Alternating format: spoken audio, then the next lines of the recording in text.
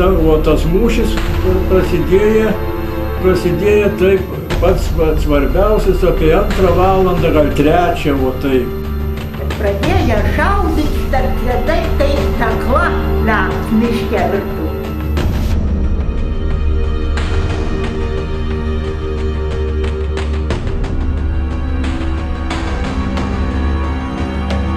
Būtų sužinoję, kad jis pažinoja ir bendravo su jais, mes visi būtumėm Sibire atsidūrę. Visi. Laužį čia ant Padubėse šitai, dabar Šventramis toksai yra. Štai daila, va tebėr tas Šventramis, jie kalnaitį neprapūlė.